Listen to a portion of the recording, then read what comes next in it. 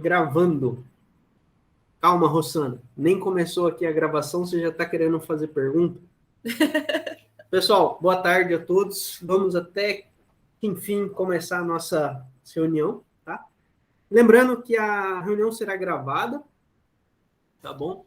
E depois vamos disponibilizar a reunião no nosso canal do YouTube, tá?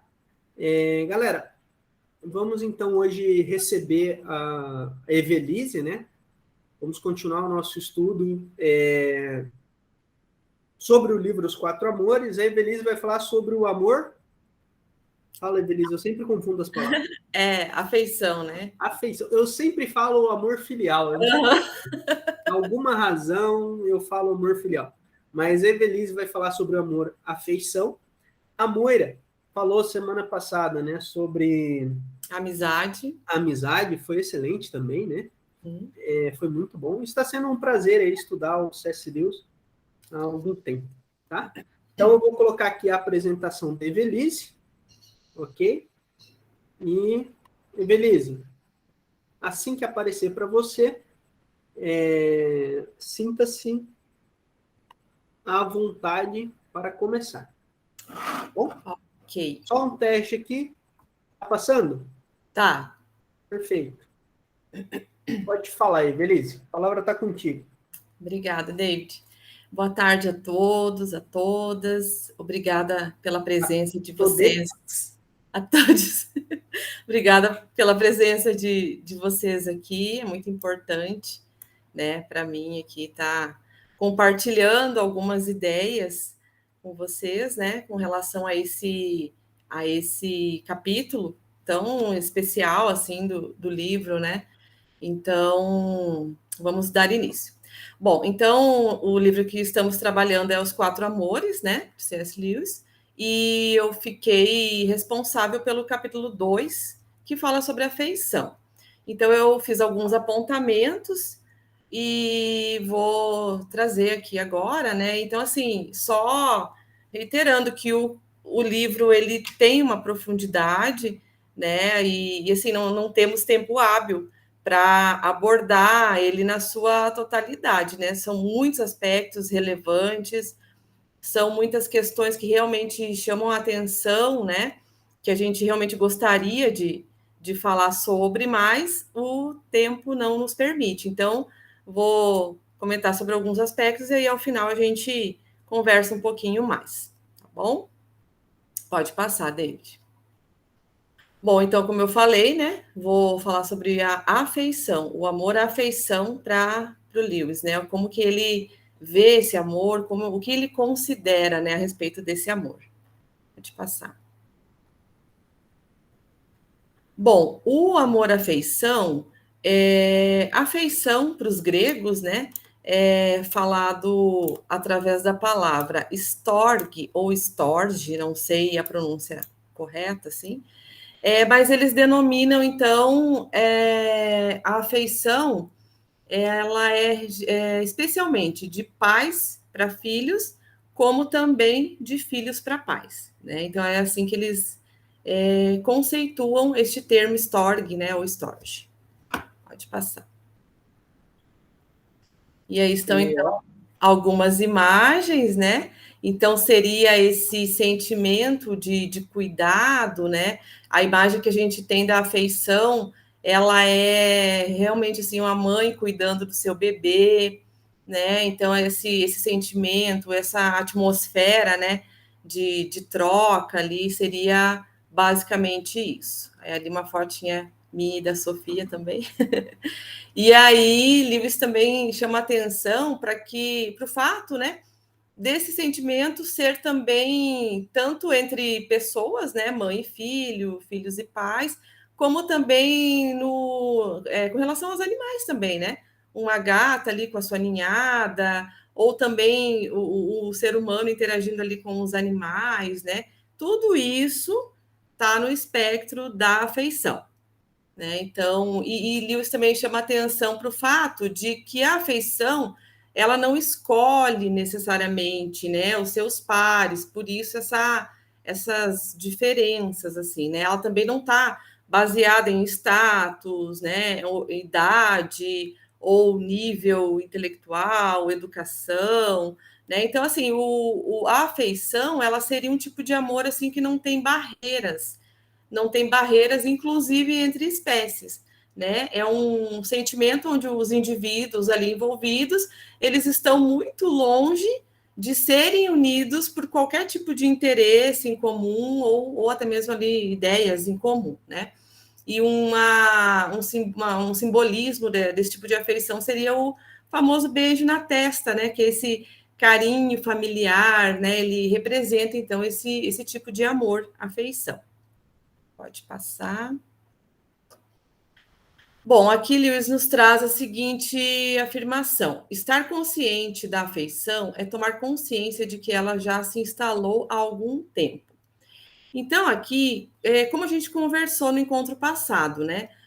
Às vezes é difícil a gente saber quando uma amizade começa, né? Agora, claro que em outras situações a gente tem com clareza, né, quando que isso ocorre. Mas, com relação à afeição, Lewis já fala que provavelmente a gente não vai saber o momento exato que a afeição teve início, né? Então, a gente, com relação a uma amizade ou uma paixão, né? A gente pode saber, sim, quando começou, né? Agora, com relação à afeição, isso já fica mais difícil a gente saber. E outro ponto interessante também sobre a afeição é que a afeição ela não tem muitas expectativas, né? Ela ignora as falhas, ela se recupera muito facilmente de discussões que possam vir a ocorrer, né? Então aí Lewis já chama atenção para o fato de que Deus ele é representado como nosso Pai. E se a gente pensar, né, realmente é isso que acontece, porque Deus é isso que ele faz conosco, né? Ele nos perdoa. Então, quando nós achegamos a Ele, né, com um coração contrito, ali em súplica pelo seu perdão, a Bíblia fala que ele lança, né, os nossos pecados no mar do esquecimento. Então, ele nos acolhe, né, independente do que nós possamos fazer, independente das nossas atitudes, das nossas falhas, né, que são muitas e são constantes também, né? Beleza, eu só vou abrir aqui para permitir a entrada rapidinho. Eu já volto para a apresentação, tá? Tá. Bom, aí continuando, então, Olá, Lewis Débora. considera... Oi, Débora, seja bem-vinda. Ela entrou?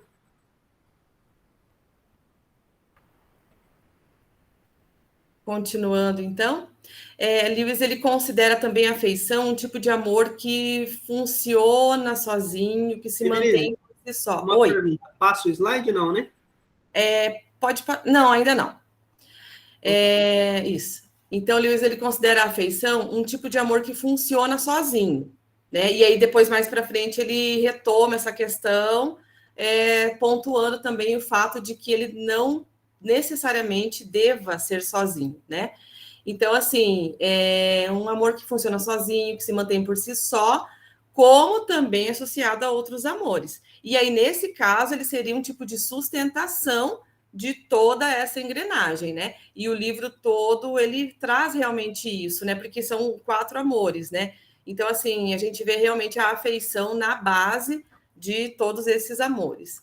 Então, a afeição, ela pode estar sozinha ou associada, então, a outros amores, como base realmente dessa engrenagem. Pode passar, David. Passando.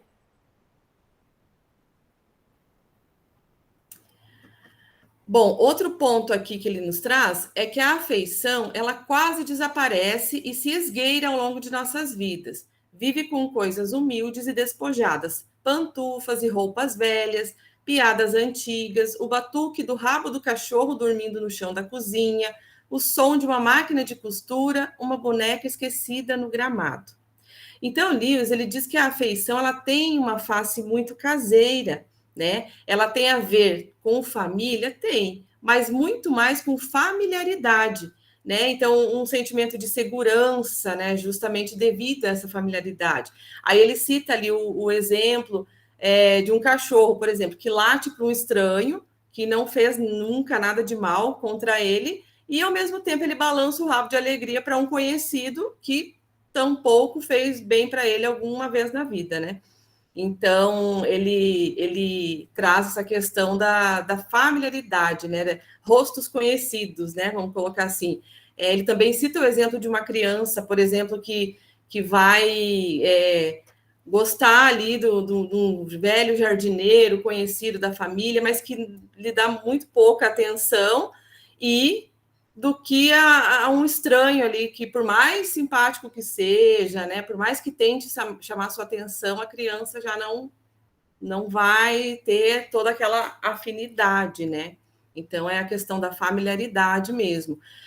Seria esse um aspecto da afeição, essa constância, a rotina, né? Algo que é caseiro ali, familiar.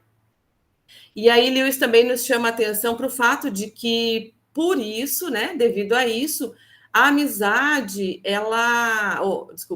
o amor-apreciação não constitui um elemento básico no amor-afeição. Por quê? Né? Porque não necessariamente eu preciso apreciar o indivíduo para sentir a afeição por ele, né? Porque então a afeição ela é algo simples, ela é algo humilde e ela também não procura impressionar, né? Lewis também cita o exemplo de uma amizade, porque fazer amigos é diferente de sentir afeição, né? Até como a gente viu no encontro passado, porque a amizade ela precisa desses interesses em comum, né? Então, assim, ela precisa ali de ideias compatíveis, né? Já a afeição, não, né? A afeição, ela já não tem essa necessidade. Então, você pode sentir afeição por alguém que você não tem absolutamente nada em comum, né? Pode passar. Pode passar, David. Espera aí que eu fiz besteira. Travou. Bom, o verdadeiro gosto abrangente em se tratando de pessoas também encontrará algo apreciável naqueles com quem se deve interagir a cada dia. E aí que tá, né? Então, quer dizer, você simpatiza com alguém porque ele simplesmente está ali, né? Então, o que Lewis diz aqui? Você começa ali a perceber que existe algo de cativante na pessoa, apesar de você, às vezes ela não é muito seu tipo, mas que ela é uma pessoa boa do jeito que ela é, né? Então, a afeição, ela não exige explicações, ela não surge desses interesses em comum, né? E também não precisa sustentar relações ali de mútuo acordo, né? Então, a afeição, ela pode vir a surgir, e na maioria das vezes é assim, de interesses distintos, indivíduos que aparentemente não tenham nada em comum, né? Por exemplo, uma família. Você está ali inserido no mesmo contexto familiar, não necessariamente você tem a ver com todos os indivíduos, né? Não necessariamente você tem tudo em comum com todos os seus familiares, mas é um ambiente que você precisa aprender a apreciar as pessoas ali de alguma maneira para que haja um certo convívio agradável, né? Vamos dizer assim. Mas aí, o que pode acontecer? Lewis chama a nossa atenção para isso, que quando você, às vezes, decide eliminar algumas barreiras, vamos dizer assim, e se aproximar das pessoas, pode haver, nesse processo, um conhecimento melhor dessas pessoas, e você vê que, às vezes, vocês têm, sim, algumas qualidades, algumas características em comum, né? Então, você aprende a olhar para essas qualidades dessa pessoa despretensiosamente, ou seja, você não quer que seja de acordo com a maneira que você quer que seja, entendeu? Você aprende a admirar as qualidades dessa pessoa simplesmente pelo fato delas existirem ali e elas são como elas são, né? Então, Lewis diz que isso, né, nos permite apreciar a bondade, a inteligência por si só, e não da maneira que gostaríamos que essas qualidades se apresentassem a nós, né? E outro ponto que ele destaca é que a afeição, ela não deseja humilhar, nem ferir e nem dominar, né? E aí é interessante que isso nos remete a Coríntios 13, todo o capítulo, mas especialmente aqui eu trouxe alguns versículos para a gente refletir, né? De 4 a 6. Então, o amor é paciente, o amor é bondoso, não inveja, não se vangloria, não se orgulha, não maltrata, não procura seus interesses, não se ira facilmente, não guarda rancor. O amor não se alegra com a injustiça, mas se alegra com a verdade.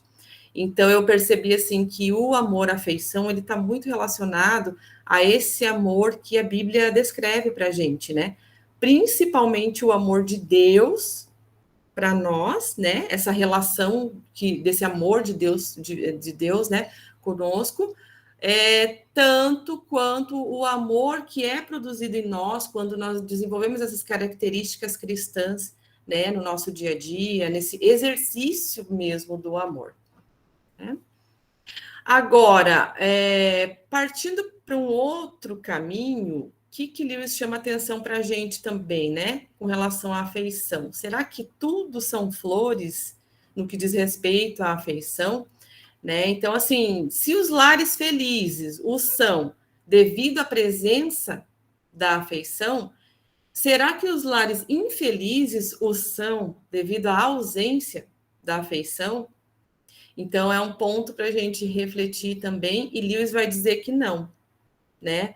Ou seja, e aí ele traz uma frase muito simbólica desse capítulo, e eu acredito que do livro todo, assim, do livro como um todo, mas especialmente desse capítulo. Então, ele diz que pode passar, David. Quando o amor se torna um Deus, vira demônio. Então, o que significa isso, né?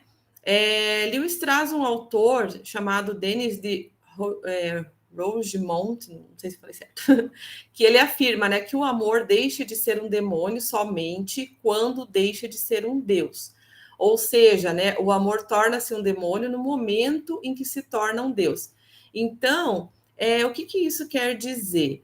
Que a gente precisa estar atento a esse fato, porque é uma troca de chave ali de maneira muito sutil, né? Então, se nós não prestarmos atenção nesse fato, ele pode vir a ser uma idolatria, né? Então, os nossos amores, eles se tornariam deuses e, por consequência, demônios, né? Depois nos destruiriam e também a si mesmos, pois amores naturais que têm a pretensão de se tornar deuses não permanecem como amores.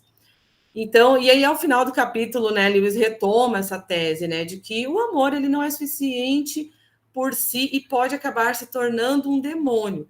Aí ele traz a questão, né, ele exemplifica de que maneira isso pode acontecer. Um dos exemplos, né, por exemplo, uma mãe que ama demais os seus filhos e acaba sufocando, né, não deixa essa criança crescer, se desenvolver, acabam né, impedindo realmente que essa criança desenvolva, acaba sufocando, né? E esse amor, apesar de ser belo, né, ele pode se transformar em um Deus, né, nesse sentido.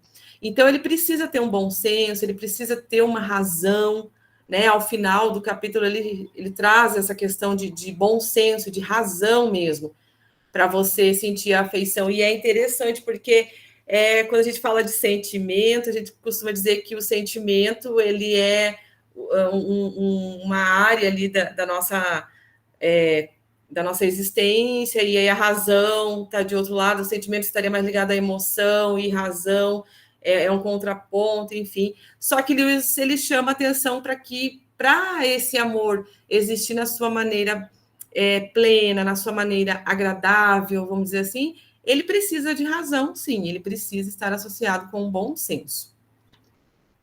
Então, Lewis nos diz que Deus é o amor. Sim, Deus é o amor, né? Deus é amor e Deus é o amor. Mas o amor, ele não pode e não é um Deus, né? Porque senão ele se tornaria um demônio.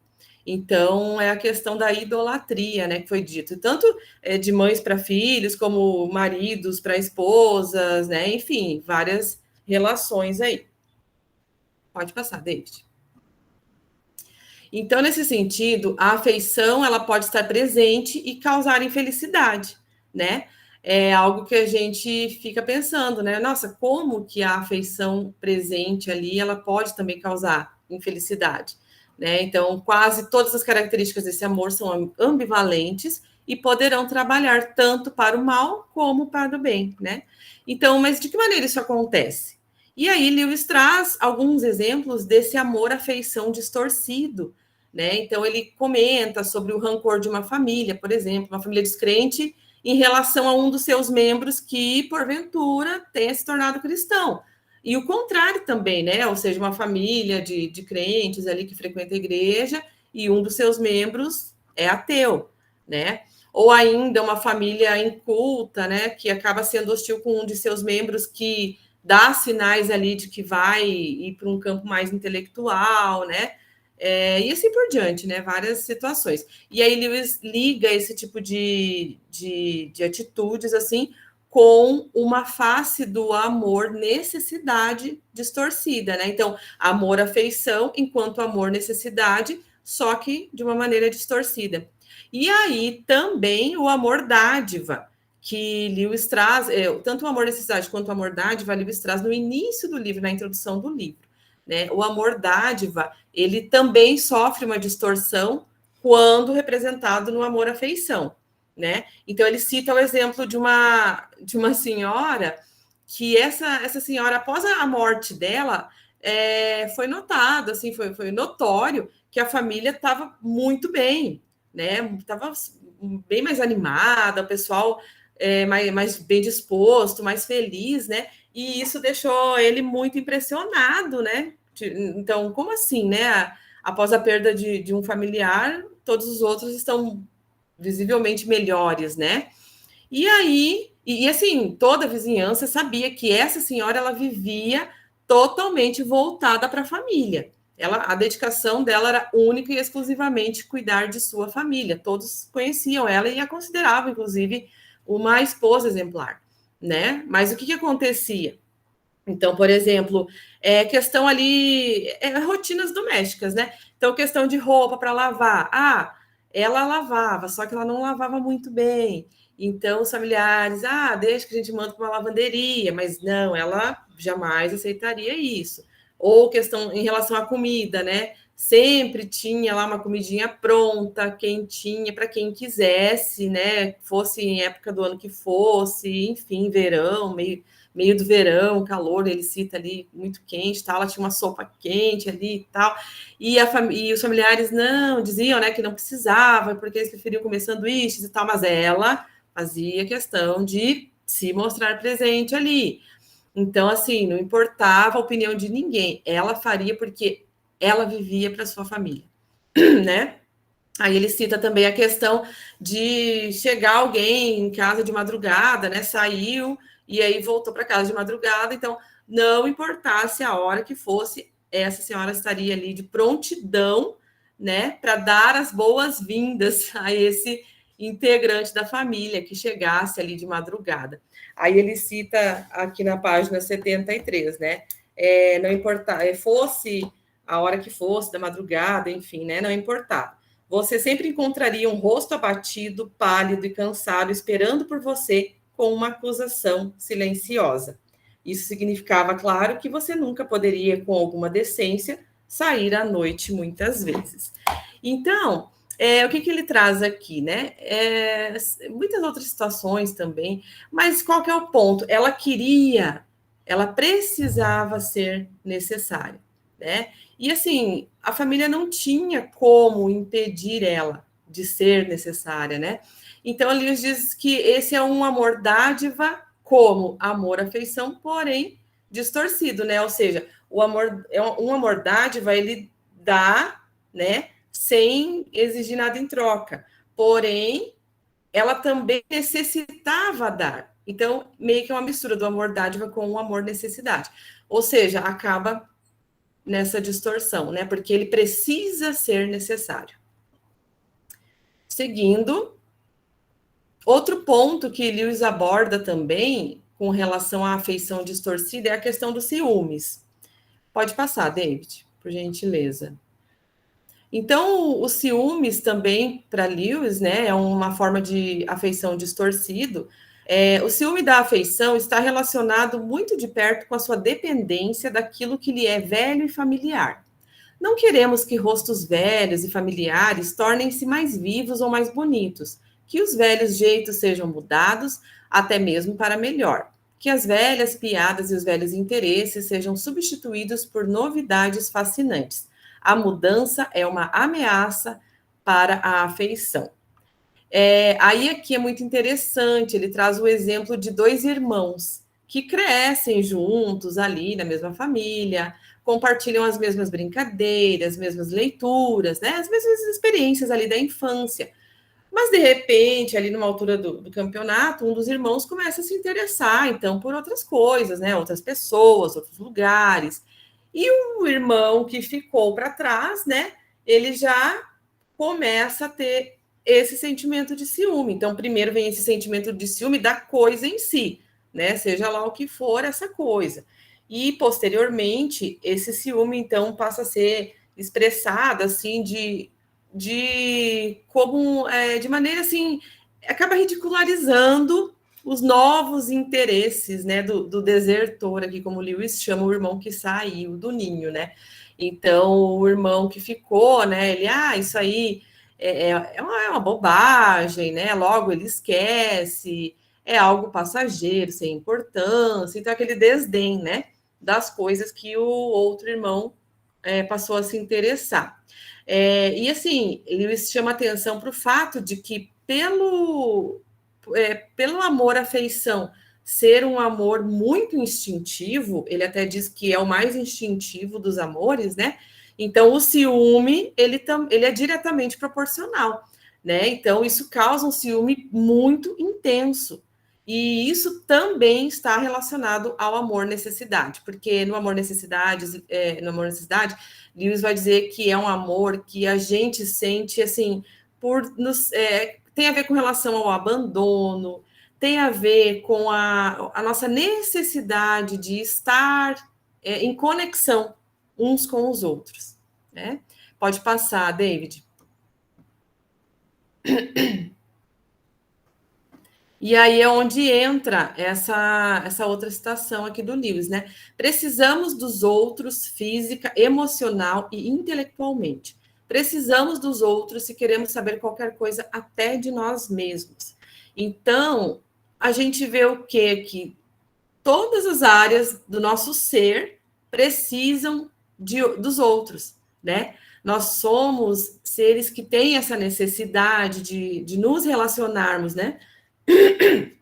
Uns com os outros. Então, Lewis aqui ele faz um alerta no sentido de não considerarmos o amor-necessidade como mero egoísmo, apesar de que esse amor ele seja egoisticamente satisfeito, né? Aí ele até cita o exemplo de uma criança assustada ali que corre para os braços da mãe para buscar conforto. Então ninguém pode acusar essa criança de ser egoísta, né? Aí, mas o que ele chama atenção para o ponto do egoísmo aqui? O que a gente deve observar? Que o egoísmo ele pode ser considerado pelo fato de nós não sentirmos este amor, né? Ou seja, de nós não acharmos que precisamos uns dos outros, porque nós precisamos, né? A própria Escritura nos traz que não é bom que o homem esteja só. Então, esse sentimento ilusório de que é bom para nós estarmos sós, ele diz que é um sintoma espiritual ruim, né? Porque assim como a pessoa precisa, por exemplo, do alimento, ela precisa se alimentar, né? Então, a falta de apetite seria um sintoma de que algo não vai bem. Só um minutinho, gente.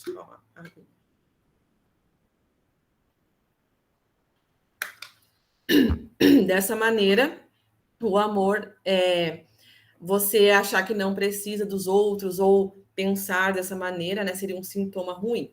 Então, o amor, necessidade, como eu disse anteriormente, né, ele tem esse aspecto de estar relacionado com a solidão, né, com o medo do abandono, porque de alguma maneira nós, né, seres humanos, nós sabemos que a nossa natureza precisa de Deus, ela precisa do perdão de Deus, né, de alguma maneira nós sabemos que somos incompletos, né? Nós precisamos dos outros para que algo seja preenchido em nós. E não é o algo no sentido do preenchimento que o Espírito Santo faz em nós, mas é um preenchimento, assim, como o corpo de Cristo mesmo, assim, na sua totalidade, né? Então, e até quem não é cristão, né, tem esse sentimento, porque a gente nós somos seres relacionáveis, de fato, né? Nós fomos criados para nos relacionarmos uns com os outros. Então, realmente, quando alguém foge desse processo, né, ele estaria indo contra a natureza que Deus colocou em nós, né, no ser humano. Então, seria algo realmente preocupante, né? Pode passar, David. O próximo slide, então, é outra citação, né, de Lewis, que ele traz: mas o apropriado no ato de dar é colocar a outra pessoa recipiente num estado em que ela não mais necessita da nossa dádiva. Portanto, por trás do amor dádiva, há uma tarefa pesada. Ele precisa trabalhar sua própria abdicação. Então, aqui, ele fala da questão da pessoa não aceitar com bons olhos o fato de ela não ser mais necessária para o outro, que foi o que aconteceu lá atrás com a senhorinha que ele trouxe o exemplo, né? Então, assim, é aquela questão do desprendimento, né? Então, eu desejo que fulano seja feliz, independente de onde ele esteja ou o que ele esteja fazendo, né? Mas isso de uma maneira sincera mesmo. Você realmente quer que a outra pessoa seja feliz, ainda que você não faça parte mais da vida dela, né? E em qualquer, independente do sentido. Então, você deseja realmente isso com sinceridade. E não, né, com aquela dorzinha de cotovelo e tal. E Lewis aqui, ele traz um exemplo de um professor universitário. E o que acontece? Esse professor universitário, ele era extremamente dedicado, eficiente ali no seu trabalho, e ele foi aquela pessoa mesmo que se doou, assim, pelos seus alunos, né, pelo seu trabalho, pela instituição ali onde ele atuava, né, e realmente ele era muito reconhecido, muito estimado por todos. Tanto que depois que ele se aposentou ali, os alunos continuaram visitando ele, né, para eles conversarem ali, filosofarem, debaterem ideias, né, enfim. Só que, num belo dia, né, esses alunos, eles rebateram as colocações que esse professor havia feito. E aí, e isso, assim, significou o quê, né? Que realmente esses alunos, eles atingiram um nível desejável por qualquer professor, por qualquer mestre ali, né? Com relação aos seus alunos, ou seja, esses alunos, eles tinham a capacidade argumentativa, eles tinham ali uma organização de ideias, né? Enfim, eles estavam prontos ali para seguir suas carreiras, né? Suas vidas intelectuais, enfim. Porém, o professor não recebeu bem essa situação, né? Até parece um pouco contraditório. E aí esses alunos voltaram lá outras vezes, mas realmente o professor não quis receber eles mais, baniu esses alunos da vida deles. Então, assim, o professor entendeu que ele não era mais necessário na vida desses alunos e ele não soube lidar com isso, né? Foi algo realmente que ele não soube lidar. E aí, Lewis ele chama atenção para que isso pode ser até mesmo alguma patologia, né, em alguns casos. Então, ele nos convida a fazer realmente uma reflexão, né, sobre isso, porque realmente isso também tem a ver com as consequências da queda, né, da queda do ser humano, porque todos nós estamos corrompidos pelo pecado. E aí Lewis também chama atenção para o fato de que aí ele chama atenção para ele fala assim que aqui é uma lição principal, né? O que é essa lição principal que ele diz aqui? Que se tentarmos viver somente pela afeição, ela nos deixará na mão, né? Então, o que Lewis diz com isso? Que, por exemplo, bondade, paciência, autonegação, humildade, intervenção contínua, são tipos muito superiores de amor, né? E são amores assim que a afeição em si não consegue ser, né? Então a afeição ela precisa estar associada com outros sentimentos, vamos colocar assim, né? Então é aquele ponto lá atrás que eu trouxe, né? Então, a afeição em si, ela subsiste? Sim, né, até um determinado ponto, mas ela precisaria, posteriormente, estar associada a outros sentimentos, né, e até mesmo a outros amores, como a gente vai ver no decorrer do livro. Pode passar. Então, aqui para a gente fechar, né, a afeição produz felicidade, se e somente se houver bom senso, um dar e receber e decência. Em outras palavras, isso acontecerá somente se mais alguma coisa diferente de afeição for adicionada, pois o mero sentimento não será suficiente. Você precisa dar e receber, isto é, você precisa de justiça, continuamente estimulando a mera afeição quando ela esvanece e restringindo-a, quando ela esquece ou desafia a arte do amor. Então, acho que essa citação aqui está muito completa, assim, não, nem teria necessidade de comentar mais nada aqui, e mais uma vez trazendo uma máxima ali do raciocínio lógico, né? Se, somente se. Então, é isso que Lewis chama para refletirmos, né? Nos chama a refletirmos a respeito disso. Então, se nós colocarmos ali junto com a afeição, esses elementos mais racionais, com certeza ela vai cumprir o papel a que ela foi destinada por Deus, né? Porque os amores nos são dados por Deus, tudo, né? Então, assim, quando você tira esses elementos da afeição, é onde ocorrem as distorções, né? E isso pode acontecer de uma maneira muito sutil. Então, que nós possamos, de fato, refletir, principalmente nessa última citação, e cuidarmos, né? Até que ponto, como eu estou indo nos meus relacionamentos, né? E cuidar verdadeiramente para que esse amor, afeição, que é um amor muito especial, assim, realmente é um amor que se compara muito ao amor de Deus por nós, né? Até que ponto eu estou realmente dentro da afeição na sua carga mais positiva, né? Vamos dizer assim. E não naquele ponto já das distorções ali, né? Que Lewis coloca. Então, seria basicamente isso, assim, né? Para a gente pensar, né? Então, pode passar para o próximo slide.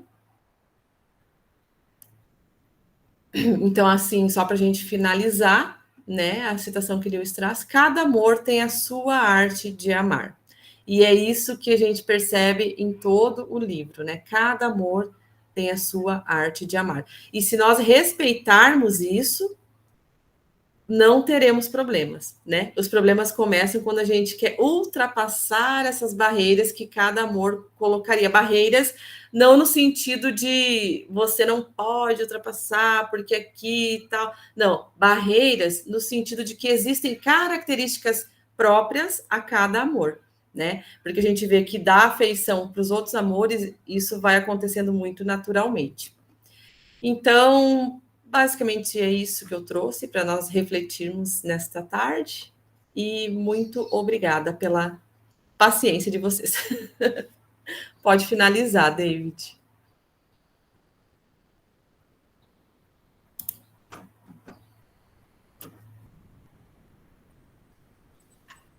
Obrigado, Evelise. Parabéns pela apresentação. Foi excelente. Agora vamos fazer uma conversa aí, né, galera? Tem um tempinho aí para a gente bater um papo, né? Alguém tem alguma questão? Alguém quer comentar alguma coisa? Galera que já leu o livro, que está lendo, que quer ler, com base na sua experiência própria. Quando a gente lê o livro do Lewis, e eu acho que, assim, algumas pessoas, principalmente nesse capítulo, todos os capítulos vão trazer alguma coisa. Até mais, Rosana. Todo livro vai trazer alguma reflexão, assim, vai trazer à nossa mente algo da nossa experiência, né?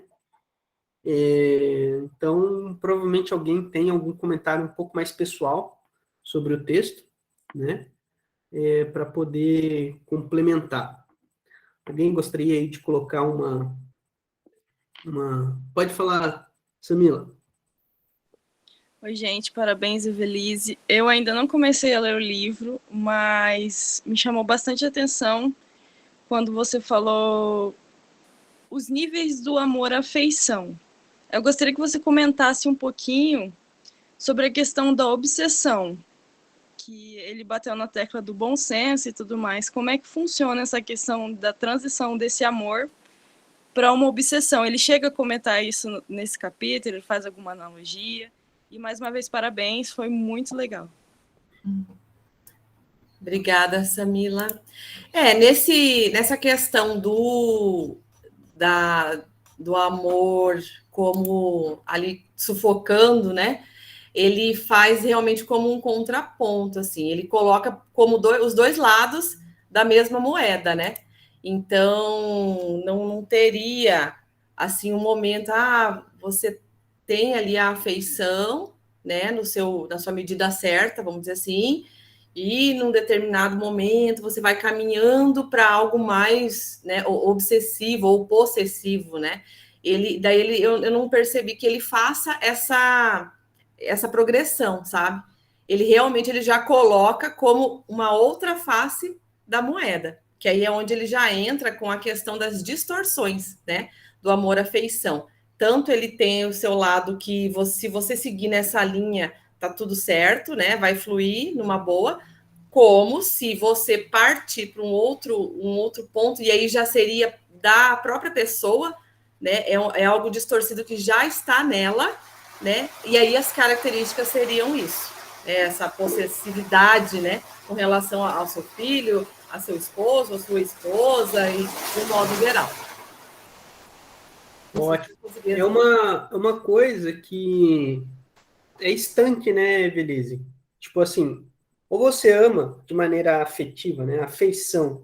A sua afeição é equilibrada, e uma afeição equilibrada vem de uma pessoa que tem uma personalidade equilibrada. Ou você já tem um desvio. Por um desvio interno, você tem um desvio. E isso está muito ligado a um modo de amar egoístico, né? Por exemplo, quando você tem um ato obsessivo sobre alguém, um amor obsessivo com relação a uma pessoa, não é porque você ama demais a pessoa, é muito mais porque você ama muito aquilo que a pessoa causa em você. É muito mais um amor a si mesmo e egoísta do que necessariamente o amar demais a pessoa. Então, todo desvio é um desvio de ego, né? De personalidade, é um desvio interno e já vai, de largada, queimar a sinceridade do seu amor. Né? Porque... Exatamente, seria mais algo que já é intrínseco à pessoa, né? Então, quer dizer, ela já tem essas características de possessividade, de egoísmo, né? E o amor, a afeição, quando ele é progressivo, a tendência é ele caminhar para uma amizade, né? Para um relacionamento mais, a questão do amor eros, né? Então, quando ele segue na linha normal, na linha que ele foi estabelecido para ser, a tendência é ele seguir para esses outros amores, né? Quando ele vai para esse outro caminho, é que realmente tem a ver com os sentimentos que a pessoa já possui anteriormente, né? Já é algo da pessoa. Exatamente. Débora, você fez um comentário aqui no chat, você quer falar? Aí é só abrir o microfone e falar. Então, é só sobre essa questão da medida do amor, né? Porque quando eu sempre sonhei muito em ser mãe, eu tinha vários problemas de saúde, então quando eu vi o tamanhozão do amor que eu tinha pelo meu primogênito, eu falei, não, peraí, mas meu filho, se hoje eu tenho hoje eu já estou no terceiro, né? Mas se eu tenho um filho é por graça de Deus, então tudo é dele, né?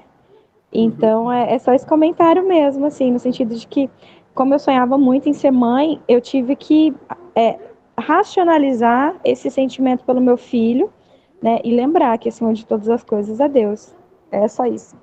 Exatamente. Você usou um termo que é muito legal, porque tem um livro chamado, né, O Racionalista Romântico. É uma compilação de vários textos sobre o C.S. Lewis, né? Inclusive, assim,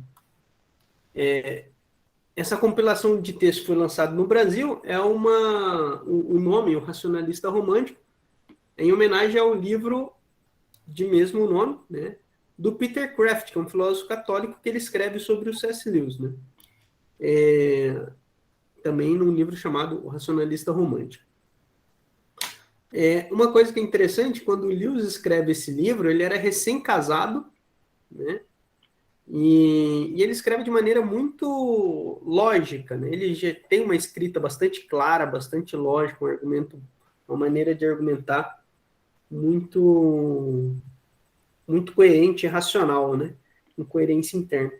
E esse é o aspecto. Existe uma dimensão no amor que ela exige reflexão, né? Exige você, em certa medida, desconfiar do fato de você amar, entendeu? Se você está amando equilibradamente, né? Bom, alguém mais quer comentar alguma coisa? Porque eu tenho uma paradinha para comentar e talvez a Evelise comentar também. Obrigada, Débora. Realmente, isso que você falou é muito importante, porque, principalmente a gente que é mãe, é uma linha muito tênue, né? Então, eu era doida para ser mãe, e aí eu e meu esposo, a gente orou muito, assim, para ter a nossa filha, né? Eu tenho uma filha apenas, né? Então, assim, e aí você tem que cuidar muito, assim, para você não, sabe, ficar ali à mercê desse amor, né? E realmente, igual você falou, eu pensei, falei, não, ela pertence a Deus, né? Eu tenho essa responsabilidade de criar ela, né, nos caminhos de Deus e orientar ela. Eu não posso achar que ela é minha e ter isso como algo, sabe, uma possessividade mesmo. Esse sufocamento até que a Samila trouxe também. Então, assim, muito... A gente precisa realmente tomar esse cuidado, né? E isso é muito individual, assim, é muito particular. A gente vê N casos de que as coisas muitas vezes não são assim, né? A gente vê até no próprio livro, né? O Lewis vai trazer essa questão de que as mães que tratam seus filhos como pequenos ídolos ali, então elas vivem para eles, elas acabam com toda a sua existência, com a sua vida, sua personalidade, com tudo, enfim, e fica ali, Lewis até vai chamar de os pequenos vampiros ali, que estão achando que ainda não estão sendo obedecidos o suficiente, sabe? Então, é um ponto, assim, muito... que exige muito cuidado, realmente. Né? Esse amor de mãe e filho, assim... E Lewis fala, né, que realmente esse amor existe nessa intensidade para que justamente a gente cuide desse pequeno ser que precisa de alguém que o ampare na sua vida, né, na sua existência. Ele precisa ter uma proteção, precisa dessa proteção. E aí, realmente, é um amor que Deus colocou em nós, enquanto mães, justamente para isso, né? Para a gente cuidar desse pequeno indivíduo que está ali, né? E precisa da nossa proteção, do nosso cuidado. E aí, só a questão realmente é ter esse ponto de equilíbrio, né? Não deixar a coisa ultrapassar. Exato. Muito legal. Pessoal, eu quero fazer uma questão aqui para as mães do grupo, né? A Evelise e para a Débora também. Aproveitar justamente esse gancho. Mas antes eu queria fazer uma observação, né? A Evelise trouxe um comentário, né, do Lewis, que a afeição é o amor mais simples, né? Seria assim, a primeira... O amor mais instintivo e o primeiro modo de amor que temos pelas pessoas, pelos animais, né? E pelas coisas. Eu acho que também, né, existe um nível de amor por certos objetos, né? Tem coisas que me chamam bastante atenção em alguns objetos e eu gosto, às vezes, de ficar olhando, né? E eu tenho um toque meio esquisito de ficar avaliando a simetria de um objeto. É um toque meio autista. Enfim, o ponto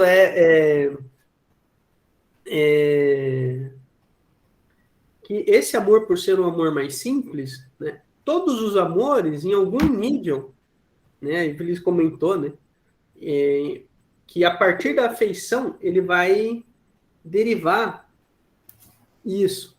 É uma centelha. A partir da afeição vai derivar outras maneiras de amar, né? E aqui, assim, quando eu li o livro, uma coisa ficou bastante evidente, né? Aqui a coisa surge com a afeição, mas, por exemplo, em uma amizade, o primeiro ponto é a afeição, né? Essa aproximação com alguém, mas como a gente viu com a Moira, né? A amizade vem quando duas pessoas têm o mesmo interesse, têm interesse em comum. E elas viram e falam, né? Segundo o Lewis, nossa, você também? Eu pensava que fosse só eu, né? Então, é mais ou menos o nosso grupo. Nossa, você também gosta do Lewis? Eu pensava que fosse só eu. Então, a gente juntou um monte de pessoa que gosta do Lewis e começou a fazer o grupo, né? Mas as outras modos de amor vão meio que como círculos concêntricos, né? Englobar as outras maneiras, né? Por exemplo, a amizade, o primeiro ponto, ela engloba a afeição, mas o eros, ele vai englobar numa relação eros, né? Um amor entre homem e mulher, né? Ele vai envolver elementos, né? Dimensões de amizade e afetuosidade, né? Então, assim, temos a afeição, temos a amizade, né? Temos depois o amor eros. E agora, o que dá coesão a esses modos de amar, e como a Evelise pontuou, né? Cada modo de amar exige a sua arte, né? E o estado da arte desses modos de amar vai passar pela caridade. É a caridade que traz o equilíbrio necessário para você amar de maneira coerente, né? O João provavelmente vai comentar sobre isso, mas, por exemplo, no amor eros, às vezes quando você ama uma mulher, ou uma mulher ama um homem, e as coisas não dão certo, às vezes é necessário você aprender a deixar ir. Mesmo engolindo a não realização desse amor, entendendo que o melhor é que essa pessoa se realize com outro, com outra, né? Então, parte do amor eros é aceitar que o seu amor implica, muitas vezes, em se abdicar desse amor e deixar a outra pessoa aí, né? Então, existem essas relações, isso é possível se existe uma concepção de caridade nesse amor, se existe, de fato, o que permeia esse amor é a caridade, né? Porque senão você vai querer prender a pessoa a si mesmo. O que acontece é mesmo com relação a mães ou pais que querem que os filhos realizem os seus próprios desejos, né? Uma superproteção, né? Que você ama tanto o seu objeto de amor, você não quer deixar ele viver e transcender esse estado atual. Por exemplo, uma coisa que eu sempre falo, por exemplo, com relação... Aí eu gostaria de passar depois disso para Débora e para Evelise, que são mães, né? Uma coisa que eu sempre falo com relação à criação, a criação que eu tive e a criação que eu chamo a atenção das pessoas com relação aos filhos, né? Eu fui criado de tal modo a ser protegido. Por exemplo, não, você não vai limpar a casa, você não vai fazer isso, não sei. Os meus pais queriam que a gente, né, estudasse e tal, mas existiu esse nível de proteção de você não lidar com a dinâmica da casa. Sendo que para uma criança, por exemplo, ela se sente, à medida que ela cresce, amadurece, ela se sente mais inserida na dinâmica da casa, se pequenas responsabilidades são transmitidas a ela, né?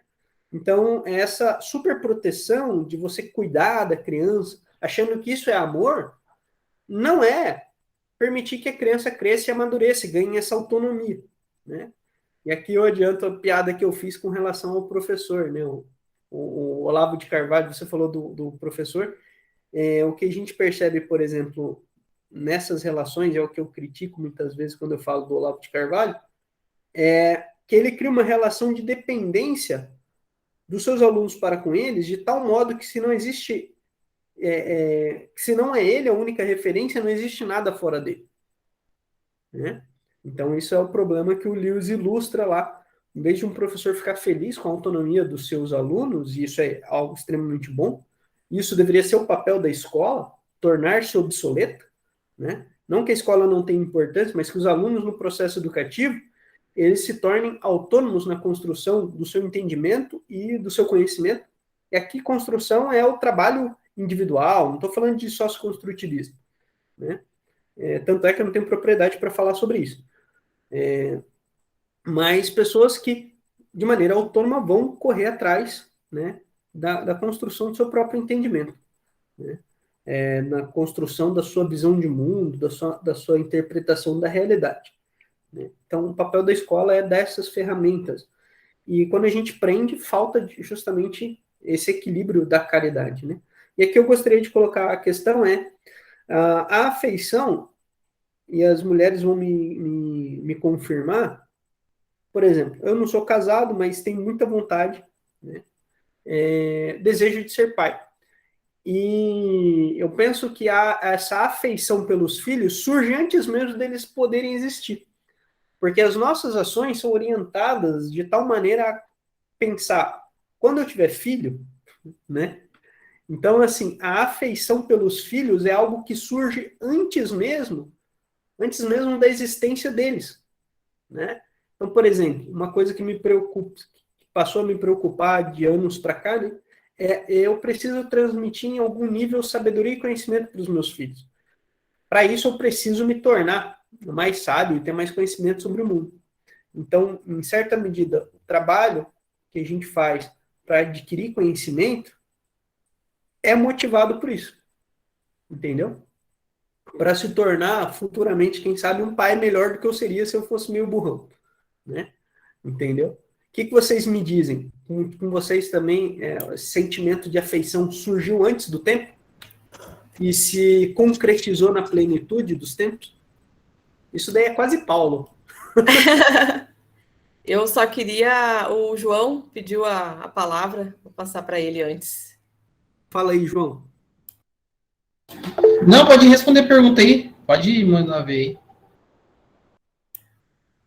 Débora, você gostaria de falar algo antes? Ou eu viajei demais, a Débora nem estava na sala, foi cuidar dos filhos e não ouviu minha pergunta. Tá bom. Fala aí, Belize, depois a Débora fala. Então, assim, quando... Eu não sei, né? O pessoal fala assim que tem uma idade que desperta a maternidade ou a paternidade, né, na pessoa, e eu concordo com isso, porque assim, eu até uma certa altura do campeonato eu não sentia falta, não tinha assim essa, sabe, essa necessidade, como ele fala aqui, né, de ter filhos, mas teve um determinado momento que realmente o relógio biológico falou mais alto e eu quis muito ser mãe, né? E eu acredito que a afeição já nasceu aí, sim. Eu acredito que a afeição ela nasce antes de você ver a carinha ali do seu bebezinho, né? Então é algo que vem nesse pacote realmente de você já o teu próprio corpo já desperta para isso, né? Para você se preparar para ser mãe, né? E também já vem junto esse sentimento já de querer cuidar, de querer proteger, que é o que consta assim na afeição, né? Vou passar para a Débora falar mais um pouquinho aí. Sei, Débora. Gente, eu tô com uma mocinha falante aqui, aí tá um pouquinho difícil. Eu até peço desculpa se ela atrapalhar um pouquinho, tá? É minha do meio.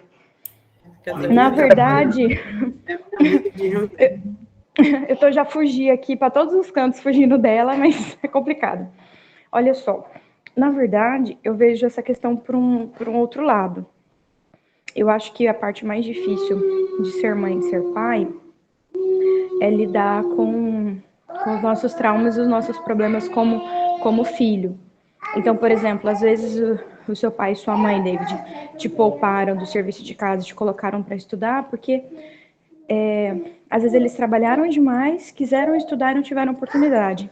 Então entra naquilo de vou dar para o meu filho aquilo que eu não tive, entendeu?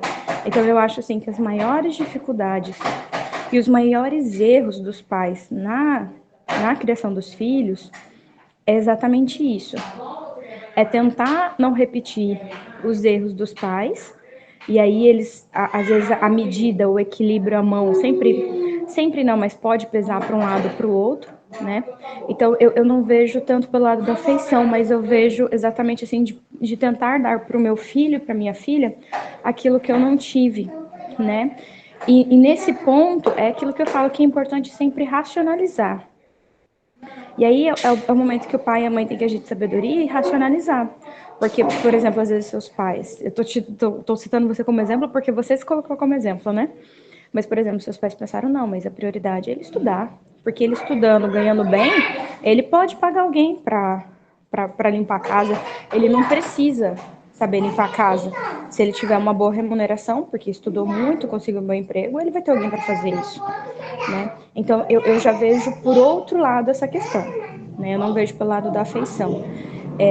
E aí, outra questão, e aí eu já vou falar de mim, é que como eu sonhei demasiadamente ser mãe, né?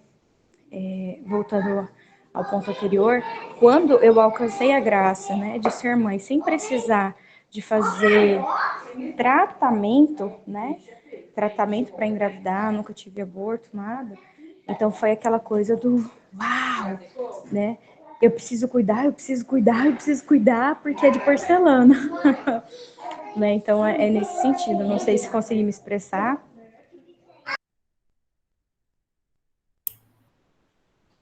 Perfeito, Débora. Sim, é querendo ou não, essa afeição, esse afeto vai existir, né? Essa afetividade pela criança, ela vai acabar existindo. João? Eu acho interessante que a questão da amor-feição, nós falamos várias vezes em relação à distorção, né? E quando nós levamos a questão da distorção, por exemplo, para a música, a distorção, ela é ampliação e o aumento de volume de alguma coisa, né? Exageradamente. É aumento de um ganho. Então, essa distorção, em qualquer um desses amores, é um aumento sobre alguma coisa. Então, você está ganhando num lugar que não deveria estar acontecendo. E aí você tem a distorção. O som fica embaralhado, a visão fica embaralhada, há um embaçamento. Então, esse lance aí da distorção é muito interessante. Eu acho que por isso que o C.S. Lewis, ao meu ver, e em todos os capítulos, ele termina apontando o amor, tornando-se um Deus e assim tornando um demônio, por causa dessa distorção que acontece, prejudicando as nossas percepções, prejudicando como nós enxergamos o outro, como nós enxergamos as coisas que nós amamos, né, gostamos. Então, isso é muito interessante no Lewis, que ele traz esse momento da redenção. Eu acho que ele tem essa percepção redentiva por ser um cristão. Então, todas as coisas precisam passar pelo crivo, crivo do amor caridade, que é somente pelo amor dádiva, que é o amor que Deus nos satura, Deus nos insere em nós. Então, isso é muito interessante, porque esse amor-afeição, por ser um amor de centelha, que dá o início, e muito mais o natural, ele corresponde a todos os outros amores. E aí que tem que tomar muito cuidado, ter essa racionalização com ele, para não ocorrer essa distorção, né? O Lewis é excepcional, né? Novamente, temos que elogiá-lo nessa questão. Exato. Ele apresenta sempre o contraste entre o que é o ideal, os equívocos, né? E a tendência dos equívocos se tornarem ídolos, né? E justamente ídolos porque a razão a raiz da nossa idolatria, a raiz da idolatria está no nosso coração, né? E aí ele apresenta sempre a caridade como o fator redentivo e corretivo dessa maneira, né? Desse afeto, desse sentimento, né? Desse modo de amar, né? Então, por exemplo, se para a afeição nós temos uma superproteção, né? Ou nós temos o ciúme, né? Como uma distorção e isso tende a uma idolatria, né? É justamente entender que você vai ter uma alegria, por exemplo, na concretização desse amor, o amor pelo outro, né? Ele é mais coerente quando a gente aprende a se tornar, basicamente se tornar feliz pela alegria do outro, né? Quando ele fala com relação aos novos interesses, né? Dentro da família, né? Aí alguém tem Isso não é só família. Por exemplo, eu treino karatê há muito tempo, né? E eu era de uma academia há muito tempo atrás, que se você falasse, não, eu vou treinar jiu-jitsu, aí todo mundo falou, o karatê é a melhor arte marcial que existe, né? Antigamente era muito isso, né? Aí, hoje, por exemplo, eu treino numa outra academia, aí eu fui treinar jiu-jitsu, aí qual é a parada, né? Como eu vou aprender, como eu aprendi uma outra técnica, né? O pessoal fica brincando, fica zoando, que fica se abraçando com o homem, né? Fica com piadinhas meio infantis. E é justamente essa parada, né? Então rola um nível de ciúmes. E esses tempos atrás eu virei e falei na cara do meu professor, né? Ele veio falar isso, eu falei, o que foi, irmão? Você tá com ciúme? Não é assim que a parada funciona, né? Fica com saudade, só porque eu vou treinar em outro lugar, não vou treinar na academia, fica com saudade. Aí levou ele meio que ao constrangimento, né? Não sei o quê. Aí a pessoa meio que cai na real, não tem muito sentido, porque, tipo, fui treinar jiu-jitsu, mas não parei de treinar karatê. Né? E é isso que a parada funciona muitas vezes. É mais ou menos assim, né? Na família, você ganha você adquire algum outro interesse e acaba, querendo ou não, acaba te distanciando um pouco do grupo, né? E acaba você virando algum motivo de chacota, de piada. Mas a grande razão você ganhou um novo interesse, mas você não deixou de fazer parte, né, do grupo. E qual é o interessante? São as pessoas olharem para você e ver, poxa, você tem um novo interesse, e que legal esse novo interesse. O que a gente pode aprender com você, né, com relação a esse novo interesse? O que esse novo interesse pode trazer para a nossa pequena comunidade aqui, né? Isso é uma coisa interessante da gente perceber, porque eu acho que é a maneira mais coerente de entender como ter uma relação caridosa, né? Porque alguém que se interessa por alguma outra coisa, por exemplo, vamos colocar aqui no grupo, né? A gente está todo mundo interessado pelo Lewis, ok? Mas se alguém por algum motivo se interessar pelo Tolkien, por que eu vou virar e falar, o Tolkien, não sei o que, né? Fazer piada e tal. Poxa, a própria relação interna entre o Lewis e o Tolkien foi uma coisa muito rica, né? E foi uma coisa que ajudou mutuamente, ajudou ambos mutuamente. O Tolkien é extremamente importante para o Lewis, assim como o Lewis é extremamente importante para o Tolkien, né? Por que não agregar ao nosso estudo do Lewis os pontos positivos do Tolkien, né? Isso é interessante porque, assim, na própria construção do Wikileaks, né, que era o grupo de amigos do Lewis, existia essa relação entre o Tolkien e o Lewis quando entrou um outro cara chamado Charles William, né, que escrevia uma literatura meio, assim, uma literatura de horror cristã, né, contos de horror à moda cristã. Né? E o Lewis fez uma amizade muito grande com o Charles William e o Tolkien ficou com ciúmes, né? Então, assim, a gente percebe que essa experiência é comum na vida, né? Na nossa vida, na vida do Lewis foi comum. Obviamente que aí já no nível da amizade, né? Bom, Evelise, algum recado? Eu acho que a gente já pode rumar aí para o nosso fim, alguma mensagem final. Eu não sei, acho que a Débora também queria fazer alguma colocação. Quer fazer alguma outra colocação, Débora? Não tem mais nenhuma colocação. Perfeito. Débora, a gente ficou muito feliz aí de você participar hoje. Hoje deu certo. Débora, se apresenta para o pessoal um pouquinho aí. Eu conheci a Débora aqui no grupo de pesquisa e ensino de ciências. E a Débora é lá do Mato Grosso. Oi, Débora. Eu sou a Débora. Esse aqui é o Bento. Oh. E aos domingos, os domingos é sagrado. Eu já até falei para o David, nós irmos para casa da minha sogra. Né? Uhum. E aqui é um encontro dos primos, dos netos, e é um piseiro. Aí, mais uma vez, eu peço até desculpas pelo fato de eu ter ficado com a câmera fechada, pelos ruídos na hora da minha fala. Mas é um trupelo. Ali na cozinha deve ter, acho que, pelo menos umas 6 crianças. É bem tumultuado aqui. A família é grande, graças a Deus. Família bem grande. Graças a Deus. Que coisa boa. Perfeito. Foi uma alegria, sabe, para a gente conhecer a Débora lá no grupo, né? Depois ela descobriu que tem um grupo da BC2 aí no Mato Grosso, aí apresentei ela para o João, né? A professora que coordena o grupo da BC2 foi professora dela no ensino médio. Foi. É quase que um ato providencial. Aham. Então, é bem bacana, né? Olha o João e Camila. Olha aí, ó.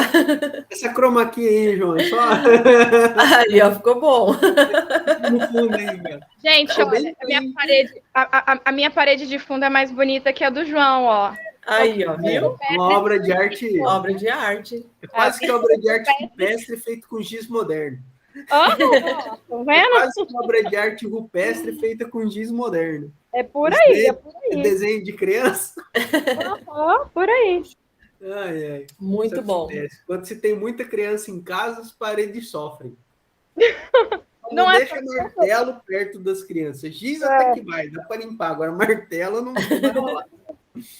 Eu lembro que quando eu era criança, eu pegava o martelo e eu saía batendo no quarto da minha mãe, no corredor, assim, né? Era bem o quarto da minha mãe. Eu ia batendo lá e tum, tum. Eu adorava ver o buraco, quebrando os tijolinhos assim, ó. Eu ficava batendo. Um dia minha mãe me pegou, irmão. Acabou a graça. Foi uma correria, cara. Foi uma correria danada. Eu era uma criança muito atentada, então tenho posso ficar abrindo o jogo aqui, senão vão mandar internar. Beleza, alguma mensagem final aí para a galera? Bom, eu só gostaria realmente de agradecer vocês, né? Agradecer a todos que participaram com a gente, né, nessa tarde. E assim, realmente é algo que, como a Débora trouxe, né, a gente tem essa preocupação com o futuro deles, né? E eu acho que isso daí entraria muito com a parte racional da afeição. E é o ponto de equilíbrio, eu acho, para a gente não perder ali o foco, né? Porque se você quer o melhor para o teu filho, você planeja, né, o futuro deles, você precisa fazer isso de uma maneira muito sensata, né? Pensar realmente, refletir, né? E assim, desse modo, e ter esse entendimento, né? De não sufocar, de que ele não ter essa possessividade, né? Então, você realmente quer preparar ele para viver no mundo, mas nós que somos cristãos, né?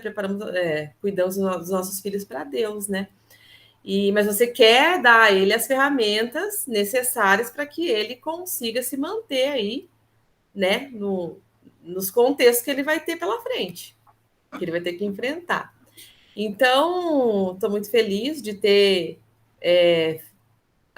de ter sido convocada pelo David para trazer essa reflexão para a gente, né, sobre a afeição. É um capítulo que realmente me chamou muita atenção, assim, eu aprendi muito, né? E assim, como eu falei no início, é muito denso, é muita coisa, que realmente numa tarde só não tem como abordar tudo, né?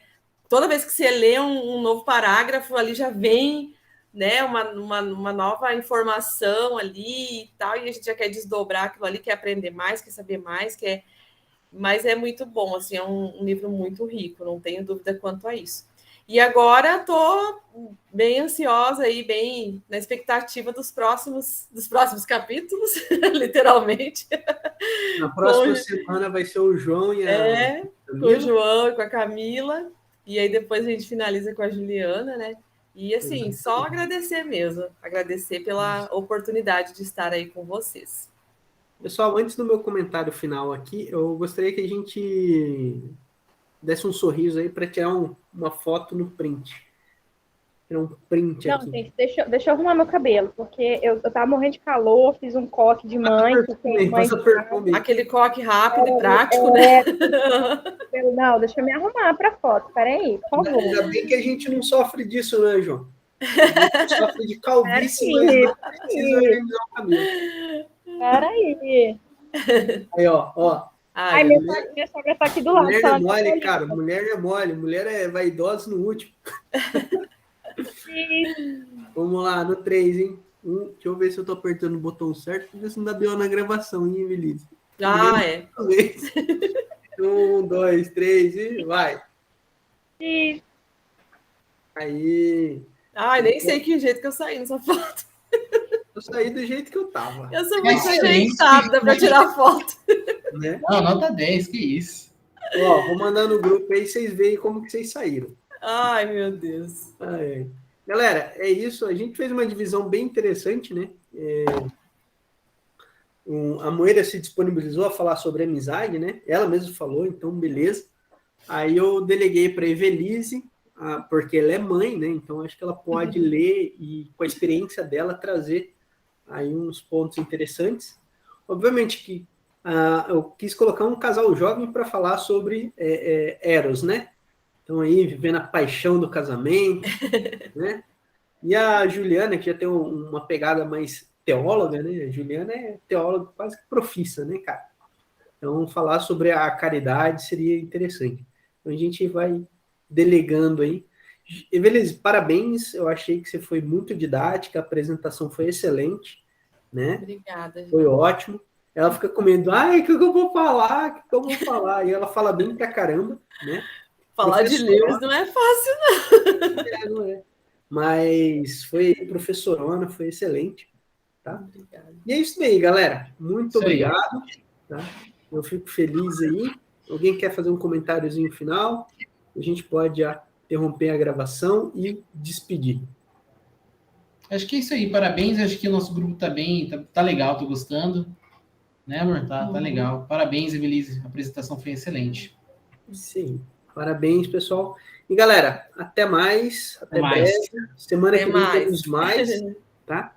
O João e a Camila vão trazer aí a reflexão sobre o amor eros. Né? E eu vou ficar aqui só observando, porque eu gosto de ficar observando. Obrigadão, galera. Até Abraço. mais, gente. Tchau. Bom domingo para vocês. Até mais. Tchau, tchau. tchau. Tchau, tchau.